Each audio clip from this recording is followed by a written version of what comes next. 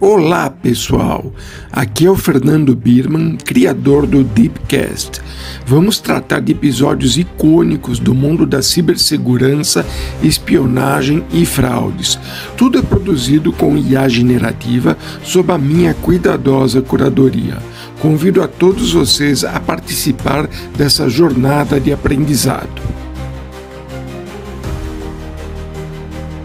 Este é mais um episódio do Deepcast, produzido integralmente por IA generativa sob curadoria do Fernando Birman. Como sempre, nessa primeira parte, vamos contar uma história bastante importante. Depois do intervalo, nós voltamos para sua análise. Hoje, o nosso mergulho é na investigação da Vaza Jato, um caso que sacudiu o Brasil ali em meados de 2019, né? Com aquele vazamento de mensagens atribuídas a autoridades da Lava Jato. A gente vai usar como base uns trechos de um documento que detalha bem o caso, para tentar entender como essa investigação digital, que foi super complexa, como ela se desenrolou. Ok, vamos lá, vamos desembrulhar isso. Começo de 2019, o clima político já estava assim bem carregado. Mas aí, em 9 de junho, o The Intercept Brasil solta a primeira matéria. Baseada em mensagens privadas, né? E aí ficou aquela pergunta no ar. Como? Como conseguiram esse material todo? Foi um ataque hacker super elaborado? Ou sei lá, alguém de dentro passou, era só especulação? E a suspeita inicial, claro, foi logo para um ataque cibernético. Em grande escala, talvez, porque começaram a aparecer mensagens atribuídas a procuradores da Lava Jato, ao Sérgio Moro, que na época era ministro, né? E o ponto central era esse. De onde veio isso? Era preciso entender a origem para saber até que ponto aquilo era legítimo, né? E logo, assim, os personagens dessa história começaram a ficar mais claros. De um lado, as figuras públicas, né? As vítimas aparentes do vazamento, Sérgio Moro, Deltan Dallagnol, que coordenava a força-tarefa, outros procuradores também. E do outro lado, começaram a surgir os suspeitos na investigação. O Walter Delgatti Neto, conhecido como hacker de Araraquara, ele já tinha um histórico, né? E também supostos cúmplices, Danilo Marques, Gustavo Santos, Suelen Oliveira. O Delgatti logo foi apontado como, digamos, a peça-chave. O que é fascinante aqui, eu acho, é ver a resposta da Polícia Federal. A Operação Spoofing, olha, o desafio era gigante. Rastrear pegadas digitais é complicado. Os dados são voláteis, somem rápido. E ainda tinha o pessoal usando técnicas para se esconder, tipo VPN, sabe? Para mascarar de onde vinha o acesso. Então a PF teve que juntar tudo. Perícia forense nos computadores, analisar logs, metadados, que são tipo as impressões digitais que a gente deixa online. E também usar a inteligência tradicional mesmo, né? Seguir o dinheiro, as conexões, a cada nova reportagem que saía. E aqui a coisa fica interessante mesmo. A primeira grande descoberta da PF sobre como eles agiam foi meio surpreendente, de certa forma. Não era assim uma super falha de segurança mega complexa. Era a exploração de umas brechas mais simples, digamos. Especificamente, eles descobriram que conseguiam acesso a caixas postais de voz, o voicemail. Talvez por senhas fracas, padrão, né? E também uma falha no jeito de ativar o Telegram por SMS. Usavam o quê? Chips de celular em nome de terceiros, os famosos laranjas. Fica a pergunta, como algo assim atingiu gente tão importante? Exato. Essa aparente simplicidade do método levanta muitas questões, né? E o ponto de virada mesmo da investigação foi a prisão. Prenderam o Delgatti e os outros 3 lá em 23 de julho de 2019. A partir daí, a confissão do Delgatti começou a ligar os pontos. Ele admitiu ter invadido os celulares de várias autoridades e detalhou as técnicas, falou da clonagem de chip, de explorar essas falhas nas operadoras para receber o código de ativação do Telegram, muitas vezes misturando um pouco de conhecimento técnico com engenharia social, que é basicamente manipular as pessoas, né, ou sistemas para conseguir informação. E o clímax dessa fase toda foi quando o Delgatti não só detalhou as invasões, mas também para onde foi o material. Ele afirmou ter sido a fonte, que ele passou os arquivos para o jornalista Glenn Greenwald, lá do The Intercept Brasil, aí pronto, fez-se a ligação direta, o hacker e o veículo que estava publicando tudo. E é importante dizer que não foi só a confissão, né? A apreensão dos equipamentos foi crucial. Computadores, HDs externos, dezenas de chips de celular que estavam com os suspeitos. A perícia nesses equipamentos deu a prova material, corroborou o que o Delgatti dizia, mostrou um padrão de atividade que batia com as invasões, deixou claro que era um esquema pensado, planejado. Então, o que tudo isso significa, né? Olhando o quadro geral. Bom, as consequências imediatas foram o indiciamento. Os 4 foram formalmente acusados pela polícia.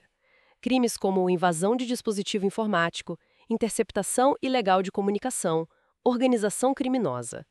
Na parte jurídica, o caso começou a andar. Mas o impacto foi muito, muito além do criminal, né? A Vaza Jato iniciou um debate público enorme, intenso e com muitas facetas.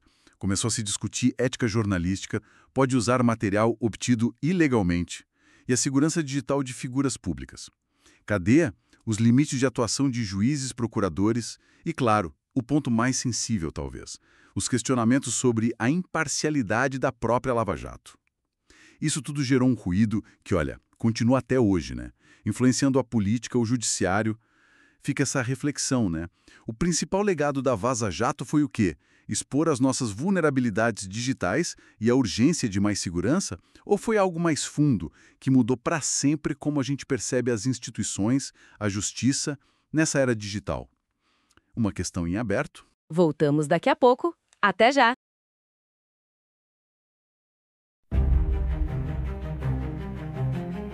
Olá, pessoal! Espero que estejam gostando deste episódio. Antes da segunda parte, convido para curtirem também o podcast Gotas de Transformação, o meu primeiro projeto que já possui 2 temporadas. Vamos agora para a segunda parte deste episódio, onde focamos na sua análise e nas lições aprendidas.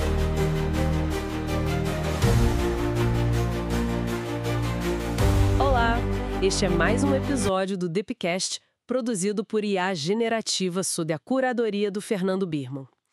Nesta segunda parte, vamos analisar os impactos para a sociedade e as lições aprendidas do caso Vaza Jato. Na nossa conversa anterior, a gente mergulhou em como o incidente aconteceu, né? Com foco na engenharia social, no acesso aos aplicativos de mensagens. Agora, com base no material que a gente analisou, vamos tentar aprofundar um pouco nas consequências e, bom, no que podemos tirar de aprendizado disso tudo. Olha, um ponto que salta aos olhos no material é que o impacto foi, assim, muito além do vazamento das mensagens em si. Atingiu em cheio a credibilidade de instituições importantes, né? De fato, sim. O abalo na reputação do Ministério Público Federal e do Judiciário foi significativo. As conversas que foram divulgadas geraram muitos questionamentos sobre imparcialidade, sobre a própria condução de processos, sabe? E isso acabou erodindo parte da confiança pública nessas instituições que são essenciais. E essa desconfiança, pelo visto, meio que transbordou, né? Alimentou uma instabilidade política e social que, bom, já vinha se desenhando. Acabou polarizando ainda mais o debate público. Exatamente. A divulgação das mensagens foi, de certa forma, instrumentalizada para influenciar a opinião pública. Deu combustível para narrativas, muitas vezes antagônicas, né? E intensificou divisões sociais. E tem também um prejuízo concreto para a justiça, porque a validade de provas foi posta em xeque, em processos bem relevantes. Isso causou atrasos, criou uma névoa de incerteza jurídica. E tem um aspecto que as fontes que a gente viu levantam como particularmente sério, que é o da segurança nacional, o acesso a comunicações de figuras de alto escalão. Isso parece ter implicações que vão muito além do debate político imediato, certo? Sem dúvida alguma. A capacidade de um agente externo acessar comunicações estratégicas do Estado é, uma vulnerabilidade grave. E informação nesse nível é poder, né? E a possibilidade de obter e até manipular essas conversas tem ramificações diretas para a estabilidade. Além disso, claro, minua a confiança geral nas plataformas digitais que, permeiam o nosso cotidiano. Agora, analisando as falhas que permitiram tudo isso acontecer, o material sugere que o ponto fraco não estava, em sistemas tecnológicos super complexos sendo quebrados, mas sim na exploração do fator humano. Foi isso? É a conclusão principal que emerge, sim. A falha central foi a falta de preparo contra a engenharia social, que é essencialmente a arte de manipular pessoas para conseguir acesso ou informações. Mesmo indivíduos em posições estratégicas não estavam, assim, suficientemente alertas para identificar táticas como phishing ou mensagens falsas que visavam enganá-los. E aí soma-se a isso o que as fontes chamam de falta de higiene digital básica, né? Tipo, senhas fracas ou reutilizadas em vários serviços e, crucialmente, a ausência da autenticação de 2 fatores, o MFA, ou o uso inadequado dele. Sim, exatamente. E é interessante notar como falhas individuais, como não ativar o MFA ou, sei lá, usar métodos menos seguros como SMS para o segundo fator, acabaram criando a brecha inicial. O material também aponta para a falta de um monitoramento mais ativo, sabe? Que pudesse detectar atividades suspeitas nas contas. Coisas como acessos de locais ou dispositivos incomuns que talvez pudessem sinalizar o comprometimento mais cedo. Outro ponto crítico que foi destacado foi a demora na resposta ao incidente. Isso permitiu que um volume considerável de informações fosse extraído antes que as medidas de contenção fossem de fato eficazes. Correto. A ausência de políticas claras sobre o uso de dispositivos e aplicativos pessoais para comunicações de trabalho sensíveis. Isso, combinado com a falta de um plano de resposta a incidentes bem definido, bem treinado, acabou agravando a situação. A lição fundamental que fica é que a vulnerabilidade mais explorada frequentemente não está na tecnologia em si, mas na aplicação falha de princípios básicos de segurança e, claro, na exploração da confiança. Mas, por outro lado, todo esse evento parece ter funcionado como um grande alerta, né? O material indica se houve mudanças na percepção sobre segurança da informação depois disso? Sim, atuou como um catalisador importante. A segurança da informação ganhou muito mais destaque tanto nas discussões corporativas quanto governamentais.